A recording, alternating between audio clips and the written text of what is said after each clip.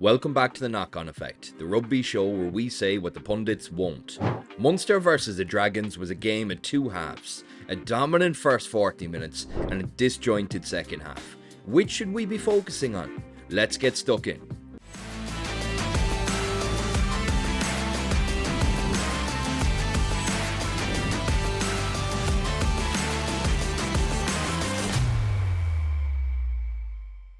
So I'll be honest with you, when I saw the team sheet before this match, I was worried. Despite the Welsh club's form, they always perform decent at home. With our internationals away in camp and a plethora of injuries, we were really stretched thin heading into this match. It didn't take long for my concerns to be calmed though. Kilgallen crossed the try line with just 2 minutes on the clock after some strong carries. 4 more first half tries from Kendellen, O'Connor, Bleuer and a penalty try sealed the bonus point and ultimately the win. 3 tries were scored in 3 minutes during this period. We looked incredible. Kendellen and Coombes ran rampant. Coughlan looked like a seasoned scrum half. O'Connor looked much more confident from the last time I've seen him. Kilgallen and Daly put Rio Dyer to shame. You can't fault the first 40 minutes. The Dragons came out from half-time fighting. They scored 3 tries in the second half compared to Munster's 1 from John Hodnett. Ethan Coughlan got a bang to the head and was forced off, but Paddy Patterson was already on the pitch. This meant the backline was completely reshuffled and an already stretched squad was mangled by the end of the 80 minutes. Munster did ourselves no favours. There was plenty of drop balls and miscommunication. Although we were the architect of our own downfall, the Dragons were never within a whisker of the match. Even when the clock was in red, it was Munster fighting for more scores. Believe it or not, I'm quite a positive rugby fan. I was pretty content with a dominant win here, despite the heavy squad rotation. Then I listened to the post-match commentary. I know, big mistake. You'd swear we lost the match. Don't let them fool you. The end result of this game is that Munster, for the first time this season, creep inside the top 8 of the URC. This game had banana skin written all over it, despite an injury list taller than Tom Ahern, despite our internationals missing, despite no head coach, despite being forced into playing a lot of inexperienced players. We racked up 5 first half tries. If Eddie O'Sullivan would rather spend 40 minutes going over the problems, that's fine, but I won't be doing it.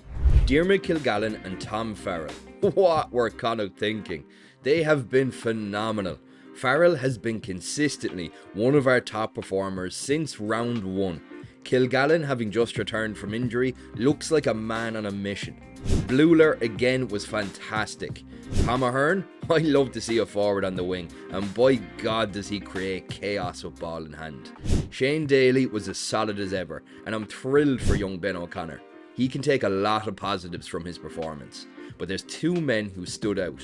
Alex Kendellen and Gavin Coombes. They ran rampant over the Dragons. It looked like boys against men in the first half. These 2 linked up excellently. Crash balls, handoffs, offloads. They were unplayable. A big fuck you to the Irish selection team.